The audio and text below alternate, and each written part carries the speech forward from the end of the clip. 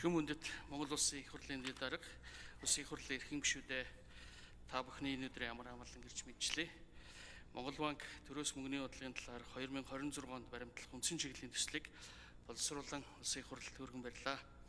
Эдийн засгийн сэргэлт төслийг дунд хугацаанд доктортой үргэлжлүүлэх нь энэ жилийн мөнгөний бодлогыг боловсруулахад чухал зарчим зорилт байсан. Энэ удаад ч гэсэн бодлого үйл ажиллагааг төлөвлөхөд энэхүү зорилт улам бүр ач холбогдолтой болж байна. Дэлхийн нийтэд захим шилжилт, олон улсын худалдаа, харилцаанд гарч буй өөрчлөлт, түүний нөлөөгөөр олон улсын мөнгө санхүүгийн тогтолцоо хурдтай хувьсан өөрчлөгдөж байгаа нөхцөлд энэ нөхцөл байдалтай уялдуулан эдийн засгийн доктортой байдлыг дунд хугацаанд хадгалах, бэхжүүлэхэд чиглэсэн мөнгөний бодлогын үндсэн чиглэлийг боловсруулсан болно. Монгол улсын эдийн засаг харьцангуй докторжиж, энэ оны эхний хагас 5.6%-аар өслөө. Үүнд өнгөрсөн өвөл тохиолсон зуудын нөлөө арилж, хөдөө аж ахуйн салбар оны эхний хагаст 35.6%-аар өссөн нь нийт өсөлтийн талаас илүү хувийг бүрдүүллээ. Төмөр зам, орон сууцны барилгын ажил идэвхжиж, барилгын салбар 25.2%-аар, үйлчилгээний салбар 4.5%-аар өссөн эдийн засгийн өсөлтөнд эерэг нөлөө мөн үзүүллээ. Монгол банкны төсөөллөөр энэ оны сүүлийн хагаст засгийн олборлолт нэмэгдэх, шинэ төслүүдийн бүтээн байгуулалт эрчимжих зэрэг нь эдийн засгийн өсөлтийг дэмжих хүлээлттэй байна. Улмаар эдийн засгийн өсөлт 2025-аас 2026 онд 5-аас 6% доктортой өсөх хүлээлттэй гэсэн ийм төсөөллийг мөн бид гаргалаа.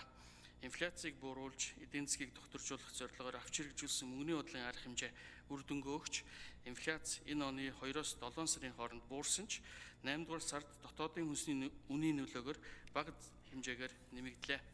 Ирэх саруудад хүнсний үнийн нөлөөгөөр инфляц эрчимжиж болзошгүй байгаа ч цаашд алгуур буурч 2026 онд зорилттой интервалд орох хүлээлттэй байна. Түүнчлэн төлөвлөсөн бүтээн байгуулалтуудыг гадаад их үүсвэрээр санхүүжүүлэх шаардлага хэвээр байна. Дотоод их үүсвэрээр санхүүжүүлэх нь эдийн засгийн гадаад дотоод тэнцвэр алдагдах, төлбөрийн тэнцэл, төгрөгийн ханш, инфляцид дарамт нэмэгдэх эрсдэлтэйг мөн дурдах нь зүйтэй баха. Иймд инфляцийн зорилтыг хангахад мөчлөг сөрсөн төсвийн бодлого хэрэгжүүлж, хүнсний бараа бүтээгдэхүүний нийлүүлэлтийн доголдолыг технологийн шийдлүүдийг ашиглан шуурхай шийдвэрлэхэд ахиц дэвшил гаргахад анхаарч ажиллах нь чухал байна. Мөн гол нэрийн барааны нийлүүлэлтийг докторжуулах нь үнийн савлгааг бууруулж, иргэд, үйлдвэрлэгч, хөрөнгө оруулагчдын бодит орлогыг хамгаалсан нам доктортой түвшний инфляцийн орчин бүрдүүлэхэд суурь болохыг онцлох нь зүйтэй баха. Дэлхийн дахинд худалдааны бодлого улс орнуудын харилцаа хурдтай өөрчлөгдөж байна. Энэ нь глобал эдийн засгийн төлөв манай улсын гадаад эрэлт түүхийдийн үнэнд сөргөөр нөлөөллөө. Үүний илэрлэл нь нүүрсний экспортын орлого оны эхний 8 сард өмнөх жилийн үеэс 2.7 тэрбум доллараар багаснаас харагдана. Гадаад худалдааны эргэлт сарч, урсгал дансны алдагдалт хэлж буй энэ үед засгийн газар, банкуд болон хувийн секторын гадаад зээл, бондын их үүсвэр нь гадаад валютын дотогшлох урсгалыг тэтгэж байгаа билээ. Төлбөрийн тэнцлийн цаашдын төлөв нь эрдэс бүтээгдэхүүний үн, улс орнуудын тарифын бодлого, худалдааны түнш орнуудын эдийн засгийн байдлаас ихээхэн хамаарна. Манай улсын худалдааны гол түнш бүгд найрамд хятад ард улсын эдийн засгийн өсөлт цаашд саарах хүлээлттэй байна. Иймээс нүүрс, төмрийн хөдөр зэрэг эрдэс бүтээгдэхүүний үнийн төлөв өөдрөг биш гарахаар байна. Экспортын орлого буурч буй энэ үед макро бодлогын оновчтой хослолыг хэрэгжүүлж, урсгал тэнцлийн алдагдлыг бууруулах нь нэн чухал гэдгийг энд онцлон дуржээ. Түүнчлэн аливаа томоохон бүтээн байгуулалтын төслүүдийг гадаад валютын нөөцөд нэмэлт ачаал үүсгэхгүйгээр хэрэгжүүлэх нь чухал байна. Улсын их хурлын дэд дарга эрхэм гишүүдээ төрөөс мөнгөний бодлогын талаар 2026 онд баримтлах үндсэн чиглэл нь нам доктортой инфляцийн орчин бүрдүүлэх, банкны системийн эрсдэл даах чадварыг нэмэгдүүлэх, зээлийн нөхцөлийг эрэлт нийлүүлэлт талаас нь судалж, бизнесийн зээлийн хүртээмжийг нэмэгдүүлэхэд шаардлагатай арга хэмжээг тодорхойлох, бүтээгдэхүүний нэр төрөл, хүрээг өргөжүүлэх шаардлагатай бодлого зохицуулалтын арга хэмжээг тодорхойлох зэрэгт онцгойлон анхаарч боловсруулагдсан. Сүүлийн жилүүдэд нэмэгдээд буй геополитикийн хүндрэлүүдээс үүдэн гадаад эрэлт сарах, экспортын гол түүхийдийн үн хүлээлтээс хурдтай буурах зэрэг нь манай улсын экспортын орлого, валютын дотогшлох урсгалд сөргөөр нөлөөлж болзошгүй.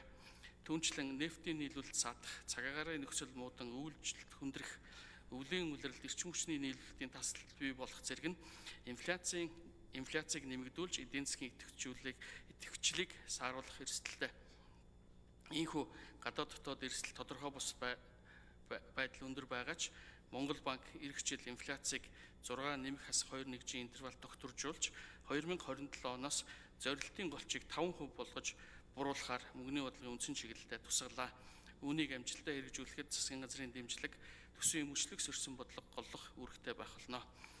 Банкны эрсдлийн удирдлагын тогтолцоог бэхжүүлэх хүрээнд өөрийн хөрөнгийн болон хөрөх чадварын хүрэлцээг банкны эрсдлийн түвшинтэй уялдуулан тодорхойлох зорилт бүхий Базел стандартын бүлэг 2-ын үнэлгээний аргачлалуудыг туршилтын байдлаар нэвтрүүлж холбогдох журмыг боловсруулан ажилласан. Цаашид банкны өөрийн хөрөнгийн бүтэц бүрэлдэхүүнийг үр ашигтай байдлаар төрөлжүүлэн банкны системийн эрсдэл даах чадварыг нэмэгдүүлж үйл ажиллагааны зохистой харьцааны шалгуур үзүүлэлтүүдийг хяншлагалтын олон улсын стандартад бүрэн нийцүүлэхийг зорж байна. Мөн банк санхүүгийн доктортой адил дэмжлэг үзүүлэх хүрээнд иргэдийн санхүү эдийн засгийн суурь мэдлэгийг дээшлүүлэх арга хэмжээг үргэлжлүүлэн хэрэгжүүлнэ. Аж ахуй нэгжүүдийн бизнесийн үйл ажиллагаанд хэл хахуул, ядуурл, улс төрийн байдал, ажилгүйдэл зэрэг нийгэм улс төрийн хүчин зүйлс хамгийн ихээр сөрөг нөлөө үзүүлдэгч санхүүжилтийн орчны хүчин зүйлс мөн баггүй сөрөг нөлөө үзүүлж байна.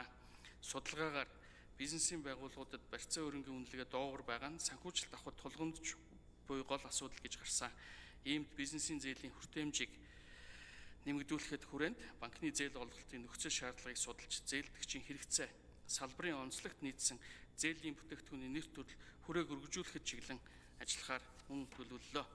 Технологийн шинжилэл, цахим шилжилтийн энэ үед санхүүгийн бүтээгдэхүүний үйлчилгээ, төлбөр тооцооны дэвшилт дарах хэрэгслүүд хурдтай нэвтэрч төв банкны үйл ажиллагаач дижитал шилжилтэнд хөл нийлүүлэх шаардлагатай болж байна. Иймээс үндэсний төлбөрийн системийн зохицуултыг боловсруулах, шинэ бүтээгдэхүүн үйлчилгээг дэмжин ажиллахаар зорж мөн үндсэн чиглэлээ боловсрууллаа. Түүнчлэн санхүүгийн системийн болжшгүй эрсдлийг үнэлж удирдахад чиглэсэн макро зохистой бодлогыг мөнгөний бодлоготой хослуулан хэрэгжүүлэх, төгрөгийн ханшны уян хатан тогтох зарчим, олон нийтэд харьцах үйл ажиллагаа болон банкны салбарын эрх зүйн шинтгэлийг үргэлжлүүлэх, мөнгө угаах терроризмыг санхүүжилтэд тэмцэх үндэсний бодлогыг шинжлэхээр тусгалаа. Монгол банкны бодлого үйл ажиллагаа нь дотоодын эдийн засгт ирэх аливаа сөрөг шокийн нөлөөг бууруулах, үүсч болзошгүй эрсдлээс урьдчилан сэргийлэхэд анхаарч инфляцийг дунд хугацаанд зорилттой түвшинд хүргэж докторжуулах замаар эдийн засгийн доктортой өсөлтийг бий болгоход дэмжлэг үзүүлэхэд чиглэнэ. Улсын их хурлын дарга эрхэм гишүүдээ дөрөөс мөнгөний бодлогын талаар 2026 онд баримтлах үндсэн чиглэлийг баталж өгөхийг та бүхнээс хүсье. Анхааралтай ажилласан та бүхэнд баярлалаа. Төслийн талаарх эдийн засгийн байнгын орооны санал дүгнэлтийг улсын хурлын гишүүн Бадамд Оржийн